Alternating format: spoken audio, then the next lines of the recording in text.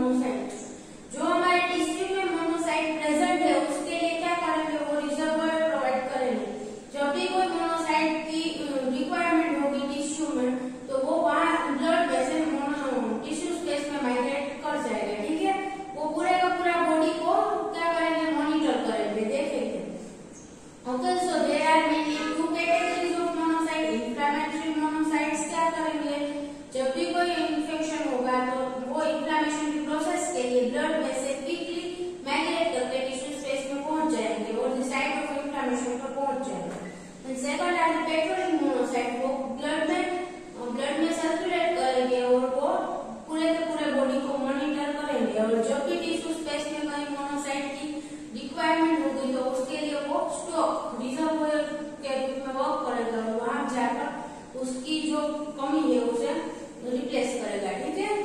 So this was the basic idea about the monocyte. Okay, वो 5 to 10% है WBC के, और वो क्या करते हैं, वो सब मोनोसाइट के बारे में बेसिक आइडिया है। और वो प्रोमोनोसाइट के फॉर्म में बोन मैरो को लीव करेंगे, ये याद रखना, ठीक है। प्रोमोनोसाइट के फॉर्म में इनमेच्योर स्टेट में बोन मैरो में से निकल जाएंगे और ब्लड में एंटर होंगे, और जब ब्लड में एंटर होंगे तभी वो मैच्योर स्टेट में आएंगे, ठीक है। So this was all about the monocytes. Now the fourth type of the immune cells are the macrophages, ठीक है। मैक्रोफेज क्या है, they are a type of the monocyte, ठीक है। मोनोसाइट में से डिफरेंशिएट हुआ सेल है, ठीक है। मोनोसाइट जब ब्लड में प्रेजेंट है उसे क्या कहते हैं, मोनोसाइट, ठीक है। और whenever the monocyte migrate into the tissue space, they are known as the macrophages, ठीक है। जो मोनोसाइट है वो टिश्यू स्पेस में माइग्रेट करते हैं, तो उसके अंदर क्या होता है, डिफरेंशिएशन होता है, ठीक है। थोड़ी स्पेस उसका स्पेशलाइजेशन होता है। So they migrate into the tissue space, और कब माइग्रेट करते हैं, जब भी कोई टिश्यू में इंफेक्शन होता है और टिश्यू डैमेज होता है, तभी ब्लड में से मोनोसाइट टिश्यू स्पेस में माइग्रेट करेंगे, ठीक है। और जब माइग्रेशन होगा तो क्या होगा, differentiate into the specific tissue macrophage, उसका डिफरेंशिएशन होगा और जो टिश्यू है उसका मैक्रोफेज में कन्वर्ट होगा, ठीक है, टिश्यू स्पेसिफिक मैक्रोफेज। नाउ जब मोनोसाइट में से मैक्रोफेज बनता है, जो डिफरेंशिएशन की प्रोसेस होती है, उस दौरान सेल के अंदर कौन कौन से चेंजेस होते हैं, ठीक है, उसके बारे में हम देखेंगे। पहला क्या होता है, सेल एनलार्जेस 5 to 10 फोल्ड्स, जो सेल का साइज है वो इंक्रीज हो जाएगा, ओके, सेलुलर कंटेंट इंक्रीज हो जाएगा। Second, intracellular organelles increase in number and complexity, ठीक है। क्या होगा, सेल के अंदर जो ऑर्गेनेल्स प्रेजेंट है उसके नंबर्स भी इंक्रीज हो जाएंगे। और ये सब प्रोसेस क्यों होती है, क्योंकि जब कोई इंफेक्शन होता है और टिश्यू डैमेज होता है, तब जो फेगोसाइटिक सेल है और मैक्रोफेज है उसकी एक्टिविटी ज्यादा होती है, ठीक है। उसके अंदर प्रोटीन का प्रोडक्शन करना पड़ता है, और बाकी कोई भी सोल्यूबल फैक्टर्स जो रिलीज करता है मैक्रोफेज, उसका प्रोडक्शन भी ज्यादा करना पड़ता है। इसीलिए उसका सेल्यूलर साइज भी इंक्रीज हो जाता है, और जो ऑर्गेनेल्स है उसके नंबर्स भी इंक्रीज हो जाते हैं, ठीक है। इसीलिए जो प्रोडक्शन करना है प्रोटीन का वो फास्ट होगा। Now third, it acquires the increased phagocytic ability, ठीक है। मोनोसाइट है उससे इस मैक्रोफेज की फेगोसाइटिक एबिलिटी इंक्रीज हो जाएगी, क्योंकि उसे टिश्यू स्पेस में जाकर मेन फंक्शन फेगोसाइटोसिस का ही करना है, ठीक है। इसीलिए उसकी फेगोसाइटिक एक्टिविटी इंक्रीज हो जाएगी, फेगोसाइटिक एबिलिटी इंक्रीज हो जाएगी। Next, it produces higher level of hydrolytic enzymes, okay, जो सेल के अंदर हाइड्रोलाइटिक एंजाइम्स का प्रोडक्शन इंक्रीज हो जाएगा, और it begins to secrete variety of soluble factors, ठीक है। सो हाइड्रोलाइटिक एंजाइम क्या करेगा, जब भी मैक्रोफेज में से हाइड्रोलाइटिक एंजाइम रिलीज होगा, तो जो भी बैक्टीरियल सेल एंटर हुआ है उसे किलिंग में हेल्प करेगा हाइड्रोलाइटिक एंजाइम, ओके। और begins to secrete soluble factors, soluble factors क्या करेंगे, उसका काम इन्फ्लेमेशन में होगा, ठीक है। बाकी के जो इम्यून सेल्स है उनको एक्टिवेट करना और उनको साइट ऑफ इन्फ्लेमेशन पर ले आना, ये काम होगा सोल्यूबल फैक्टर्स का, ठीक है।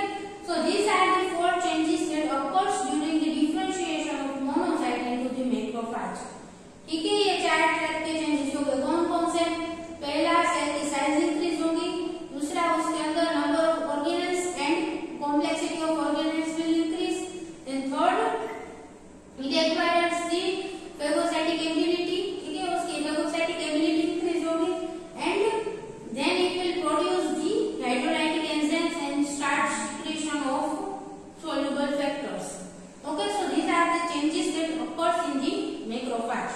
Now we have told that monocyte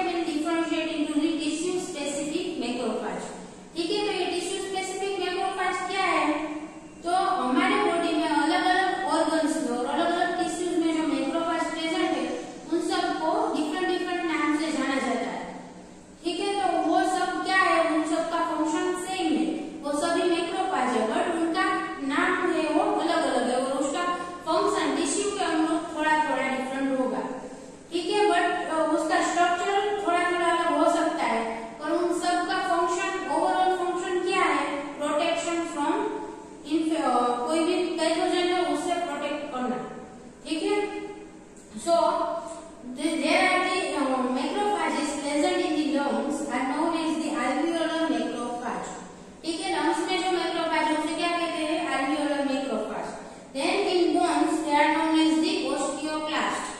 ठीक है, ओस्टियोक्लास्ट सेल्स जो बोन में है उसे वो मैक्रोफेज है। ओके, देन इन ब्रेन और central nervous system the macrophage present are known as the microglial cells. Brain में जो माइक्रोग्लियल सेल है वो भी मैक्रोफेज है। देन कनेक्टिव टिश्यू में जो हिस्टियोसाइट है वो भी मैक्रोफेज है। And then in liver they are known as the Kupffer cells and in kidney they are known as the mesangial cells. Okay, so ये सब क्या है, टिश्यू स्पेसिफिक मैक्रोफेज। स्पेशली जो ये मैक्रोफेजेस है वो इस टिश्यू में ही और इस ऑर्गन में ही पाए जाते हैं। ठीक है, so this was the tissue specific macrophages क्या है और वो कौन कौन से ऑर्गन्स में कौन कौन से टाइप के मैक्रोफेज प्रेजेंट है। ओके, सो हमारे टिश्यू में मैक्रोफेज प्रेजेंट होते हैं। तो टिश्यू स्पेस में पहुंचकर उसका रोल क्या है, वहां उसका फंक्शन क्या है, सो उसके बारे में अभी हम डिस्कस करेंगे। First, they resides in tissue and play an important role in regulating their repair and regeneration. ठीक है, वो टिश्यू में रहता है और टिश्यू रिपेयर और रीजनरेशन जब होता है तो उसमें उसका हेल्प करता है। ठीक है, मैक्रोफेज टिश्यू में नॉर्मली रहता है और उसके जो रिपेयर है और रीजनरेशन में हेल्प करता है। Second role of macrophage is inflammatory macrophage. ठीक है, जो सेकंड रोल है उसके बेसिस पर उसे इंफ्लेमेटरी मैक्रोफेज कहा जाता है, क्योंकि उसका रोल क्या है, they participate in the innate immune response and when stimulated by the pathogens और टिश्यू डैमेज। ठीक है, जब भी मैक्रोफेज को स्टिमुलस मिलता है सीधी any kind of the tissue damage और पैथोजन एंट्री, तब मैक्रोफेज क्या करता है, वो इनेट इम्यून रिस्पांस एक्टिवेट करता है। ठीक है, सो उसे इंफ्लेमेटरी मैक्रोफेज भी कहा जाता है।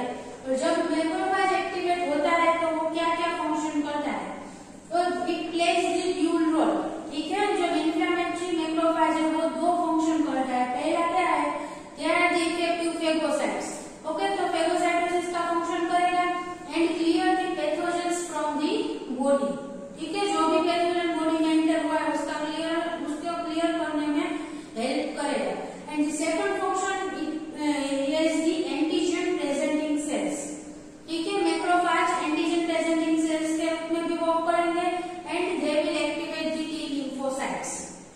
ठीक है, सो जब भी मैक्रोफेज टिश्यू स्पेस में पहुंचता है तो वहां उसका रोल क्या है, पहला first role is the it help in regulating the tissue damage and tissue repair. ठीक है, वो टिश्यू में रहेगा और रिपेयर और रीजनरेशन में हेल्प करेगा। And secondly they work as the inflammatory macrophage. ठीक है, इंफ्लेमेटरी मैक्रोफेज के रूप में वर्क करेगा। जब भी कोई पैथोजन बॉडी में एंटर करता है और टिश्यू डैमेज होता है तब मैक्रोफेज है वो इनेट इम्यून रिस्पांस को एक्टिवेट करेगा और उसका रोल क्या होगा, वो क्या फंक्शन करेगा, तो first they will act as a phagocyte and it will clear the pathogen from the body. And second it will act as a antigen presenting cell. जो भी एंटीजन बॉडी में एंटर हुआ है उसे एंगल्फ कर लेगा, फिर उसका डाइजेशन होगा और एमएचसी मॉलिक्यूल थ्रू उसे टी सेल को प्रेजेंट करेगा। ठीक है, सो टी सेल का एक्टिवेशन में हेल्प करता है और डायरेक्टली फेगोसाइटोसिस द्वारा भी वो पैथोजन को बॉडी में से रिमूव कर देगा। ठीक है, so this is the role of the macrophage. Macrophage का फंक्शन क्या है वो पूछे तो ये उसका फंक्शन है। ठीक है, and many macrophages express the antibody receptors on their membrane. ठीक है, कुछ मैक्रोफेज के मेम्ब्रेन पर एंटीबॉडी रिसेप्टर्स प्रेजेंट है। उसका मतलब क्या है, एंटीबॉडी रिसेप्टर किस तरह से मैक्रोफेज को हेल्प करेगा वो जानने के लिए आपको ये दो टर्मिनोलॉजी पहले जाननी होगी, ऑप्सोनाइजेशन एंड ऑप्सोनिन।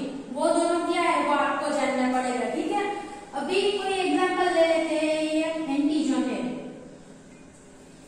कोई एंटीजन है जो फॉरेन पार्टिकल है बॉडी में एंटर हुआ है। ठीक है, तो हमारे बॉडी की जो एंटीबॉडी है वो क्या करेगी, इसके साथ बाइंड होगी। ठीक है, सो ये क्या है, ये एंटीबॉडी है, वो एंटीजन के साथ बाइंड होगी।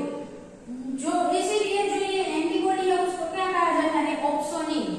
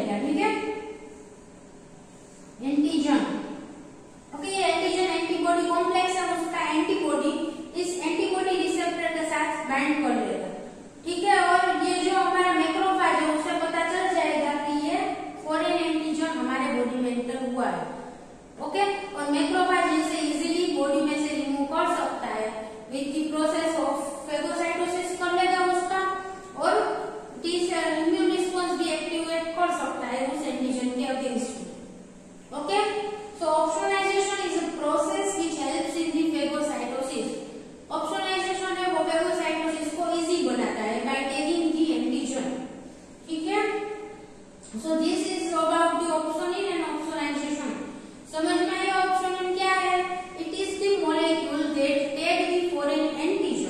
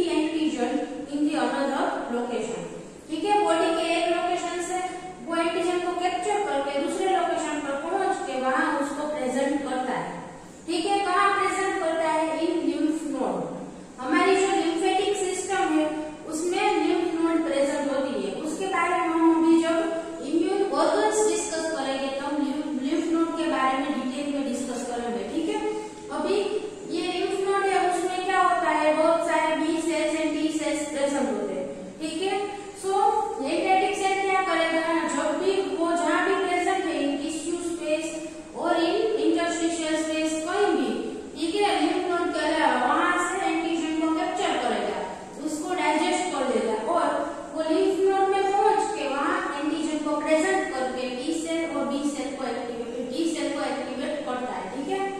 बी सेल नहीं, सिर्फ टी सेल को एक्टिवेट करेगा। Okay, so it captures antigen from the one location and present antigen in the another location. Next, they are the most efficient antigen presenting cells, ठीक है। सबसे ज्यादा efficient antigen presenting cells है, more than the macrophages and B cell. बाकी के जो दो antigen presenting cells के मेन है मैक्रोफेज एंड बी सेल, उनसे भी ज्यादा एफिशिएंट एंटीजन प्रेजेंटिंग सेल है। ऐसा क्यों? क्योंकि जो ये मैक्रोफेज एंड बी सेल्स है उसे एंटीजन प्रेजेंटिंग सेल के रूप में वर्क करने के लिए एक्टिवेट होना पड़ता है। जब भी ये दोनों एक्टिवेटेड फॉर्म में होंगे तभी एंटीजन प्रेजेंटेशन करेंगे, ठीक है। बट जो डेंड्राइटिक सेल्स है वो ऑलवेज रेडी रहते हैं एंटीजन प्रेजेंटेशन के लिए, इसीलिए वो सबसे ज्यादा एफिशिएंट एंटीजन प्रेजेंटिंग सेल है, ठीक है। Now there are mainly four types of the antigen presenting there are mainly four type of the dendritic cells. Dendritic cells के चार टाइप है। First, Langerhans cells, okay. जो हमने मैक्रोफेज में देखा था, टिश्यू स्पेसिफिक मैक्रोफेज थे, अलग अलग लोकेशन पर अलग अलग टिश्यू में जो मैक्रोफेज है उन सबको अलग अलग नाम से जाना जाता है, ठीक है। So here the dendritic cells are of the four types. First, Langerhans cells, जो हमारे स्किन में प्रेजेंट होते हैं उसे लैंगरहांस सेल्स कहते हैं, ठीक है। तो next, interstitial dendritic sales. Interstitial का मीनिंग क्या है? जो सेल के बीच में जो स्पेस है उसे इंटरस्टिशियल स्पेस कहते हैं, ठीक है। दो सेल्स के बीच में जो स्पेस रहती है उसे इंटरस्टिशियल स्पेस कहते हैं। तो इंटरस्टिशियल स्पेस में जो डेंड्राइटिक सेल्स है वो इंटरस्टिशियल डेंड्राइटिक सेल्स उसे कहा जाता है, ठीक है। So the third type is the myeloid dendritic sales, जो माइलोइड प्रोजेनिटर में से बनता है, माइलोइड डेंड्राइटिक सेल। उसका मेन फंक्शन क्या है? एंटीजन प्रेजेंटेशन का, ठीक है। वो पूरे बॉडी में सर्कुलेट करेगा और एंटीजन को कैप्चर करके लिम्फ नोड में जाके एंटीजन को वहां प्रेजेंट करेगा, ठीक है। एंड लिम्फोइड डेंड्राइटिक सेल्स, ये दोनों का ही फंक्शन सेम है, पूरे बॉडी में सर्कुलेट करेगा, टिश्यू स्पेस में भी होगा और वहां से जो एंटीजन को कैप्चर करके लिम्फ नोड में जाके वहां प्रेजेंट करेगा, ठीक है। लैंगरहांस सेल्स स्किन में अगर कोई माइक्रो ऑर्गेनिज्म पेनिट्रेट करता है, एंटर करता है, तो उसे रिमूव करने में हेल्प करता है, ठीक है। और इंटरस्टिशियल स्पेस में अगर कोई है तो वो इंटरस्टिशियल डेंड्राइटिक सेल्स उसे रिमूव करेगा, ठीक है। Now there is one more type of the dendritic cell known as the follicular dendritic cells, ठीक है। ये चार जो है वो मेन टाइप के डेंड्राइटिक सेल्स है। ये जो और ये चारों के चारों कहाँ से आते हैं, उसका प्रोडक्शन कहाँ से होता है? हिमेटोपोएटिक स्टेम सेल में से विद द प्रोसेस ऑफ हिमेटोपोएसिस, ठीक है। हिमेटोपोएटिक स्टेम सेल में से हिमेटोपोएसिस के द्वारा ये चारों टाइप के जो डेंड्राइटिक सेल है उनका प्रोडक्शन होता है। जो लिम्फोइड डेंड्राइटिक सेल है वो लिम्फोइड लिनिएज में से आते हैं और बाकी के जो तीन है वो माइलोइड प्रोजेनिटर में से आते हैं, ठीक है। So this fifth type of the dendritic cell is follicular dendritic cells. It does not arise from the bone marrow, ठीक है। वो बोन मैरो में जो हिमेटोपोएटिक स्टेम सेल में से सेल आते हैं वहां से अराइज नहीं करता, ठीक है। उसका प्रोडक्शन बोन मैरो में नहीं होता। And different function from the antigen presenting cells, ये चारों के चारों का मेन फंक्शन क्या है? As a antigen presenting cell. But follicular dendritic cell है वो एंटीजन प्रेजेंटिंग सेल्स के रूप में वर्क नहीं करता, ओके। और they do not express the class 2 MSc molecule, okay. जो टी हेल्पर सेल को एक्टिवेट करने के लिए क्लास 2 मॉलिक्यूल की रिक्वायरमेंट है वो इन चारों डेंड्राइटिक सेल्स के पास होगी। बट जो फॉलिकुलर डेंड्राइटिक सेल है वो एमएससी क्लास 2 मॉलिक्यूल को प्रेजेंट ही नहीं करता, इसीलिए वो जो है वो एंटीजन प्रेजेंटिंग सेल के रूप में वर्क नहीं करेगा, ठीक है। नाउ तो ये काम क्या करता है? फॉलिकुलर डेंड्राइटिक सेल का काम क्या है वो हम अभी देखते हैं। फर्स्ट ऑफ ऑल इसका नाम फॉलिकुलर डेंड्राइटिक सेल क्यों है? बिकॉज ऑफ इट्स लोकेशन, ठीक है। वो जहाँ पर प्रेजेंट है उस लोकेशन के ऊपर से उसका नाम फॉलिकुलर डेंड्राइटिक सेल है। कहाँ प्रेजेंट है? They are present in the lymph follicles in lymph node, ठीक है। लिम्फ नोड जो मैंने यहाँ बताया उसके अंदर लिम्फ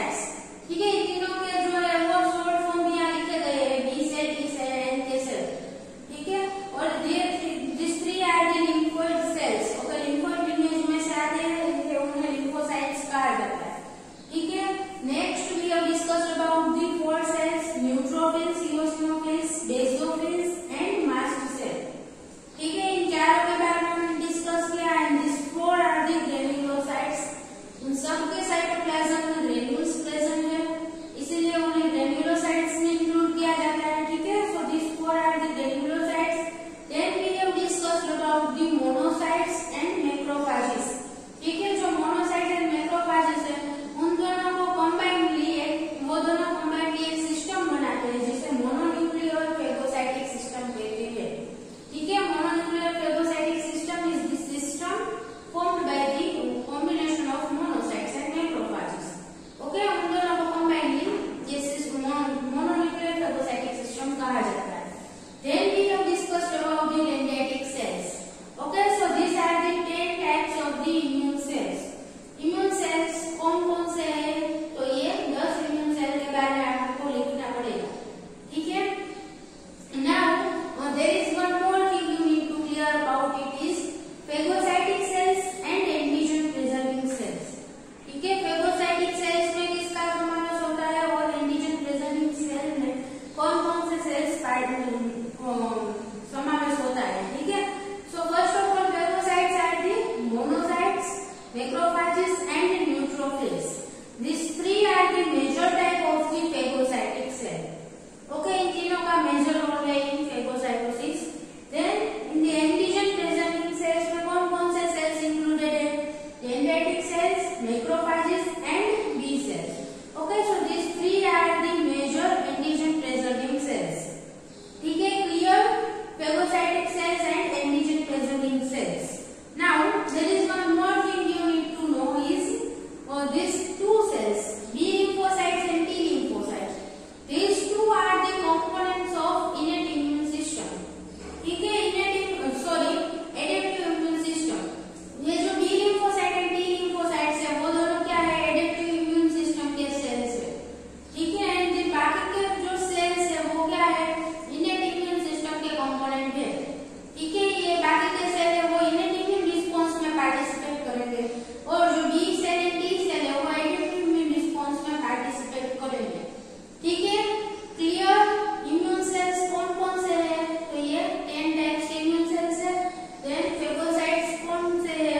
तो ये monocytes, macrophages and neutrophils are the phagocytes and dendritic cells, macrophages and B cells are the antigen preserving cells. Okay, so this was all about the cells of the immune system. अब तक हमने कौन-कौन से topics के बारे में discuss किया? First lecture में हमने बेसिक टर्मिनोलॉजी के बारे में डिस्कस किया था, immunity, immune system, immune response. Then we have discussed about the types of the immunity, immunity के टाइप्स के बारे में डिस्कस किया। And then we have completed the cells of immune system. ठीक है, in our next lecture we will start with the organs of immune system. Immune system के कौन-कौन से organs है और उनका क्या फंक्शन है, उसका स्ट्रक्चर कैसा होता है, उसके बारे में हम डिस्कस करेंगे।